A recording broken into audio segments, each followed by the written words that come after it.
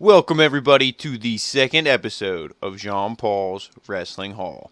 And today I can definitely say Christmas came early for me because we have, and I shouted it out in the first episode, the one, the only, the soon to be retiring, and in my opinion, one of the greatest wrestlers of all time, Jushin Thunder Liger. Oh, yeah, baby. Look at this thing.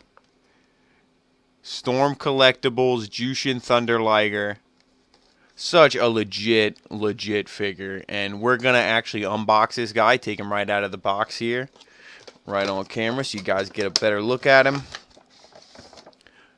Really nice box. Has a picture of Liger on it, like I showed. All the stuff in the back.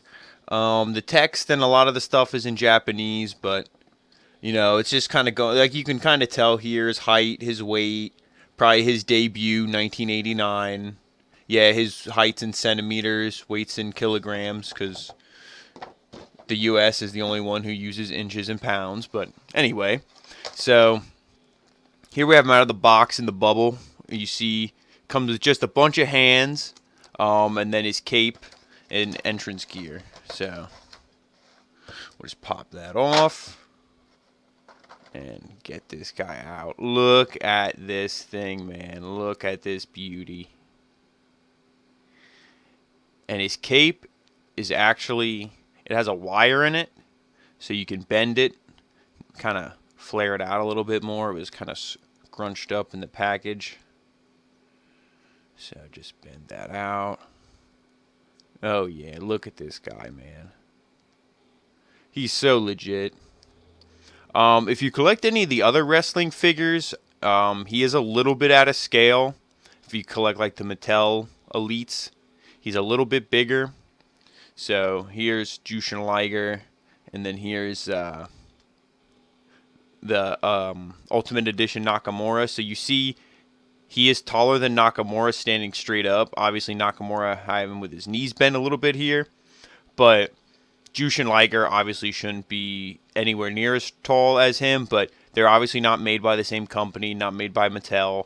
The Jushin Liger was made by Storm Collectibles. So I don't expect him to be in scale, and it's really not a big thing for me, but just for the people that might be curious, he doesn't come, or he doesn't really scale to those figures. But like I said, this cape is just like really, if you know Liger and you've seen him, when he has the red and white, he comes out with this cape and this, like, just, there's so much detail. The webcam definitely can't pick it up, but, like, there's just so much detail on this guy.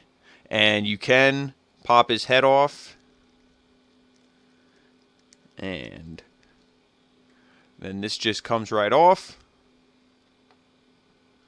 and you can pop his head back on. His mask, and obviously that stuff doesn't, you can't like take his mask off to see his face or anything. I don't know why you would want to, but yeah, and he's like a rubbery, kind of like a rubbery plastic, which makes him feel more like, I guess, like realistic, you know, like his hands are like a soft rubber, so it kind of feels almost like skin. The only thing I worry about that is maybe the dry rotting, but yeah, so you just pop his hands off. And like I said, he came with other hands, and they're just a peg and a hole system, real easy. Just pop them back on. And I definitely recommend, if you like Japanese wrestling or just a fan of Liger, you know, just how he looks, because the thing about wrestling is wrestling needs people like Jushin Thunder Liger. I feel it needs these masked characters. You know, that's why we love people like Rey Mysterio so much. Like, we just love the characters, the masks, the mystique, you know, all that. It's just, like, I don't know how you cannot. It's, and the guy's extremely talented too, so you kind of get him in like a little pose here. Just a really badass figure. I think he was the IWGP Junior Heavyweight Champion 13 times. So that's essentially like the cruiserweight belt, but it's it's a belt that in Japan it's super legit. Guys like Finn Balor have held it. I think AJ Styles might have held it too. I know he was the heavyweight champion, but unfortunately, I don't think Liger was ever the heavyweight champion. But that takes nothing away from his career because that heavyweight championship belt it means a lot and has a lot of prestige. And Liger is a guy who definitely made it that way. So, like I said, if you do like this figure and you like this guy, definitely pick him up. Storm Collectibles or Ringside.com would be two perfect places to pick him up. I think he's like a $50 figure, which people might like, ooh, that's a lot, but hey, I collect action figures. $50. This guy was well worth it. He's so legit.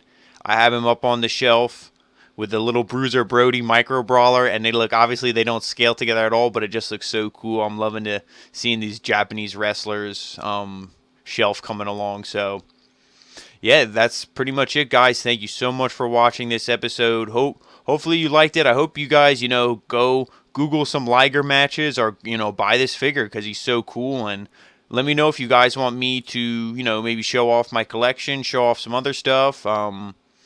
But thanks again, guys, for watching, as always. And I hope you have a Merry Christmas. And for those who do collect wrestling figures, I hope Santa leaves a lot of them under your tree tomorrow morning. Ada!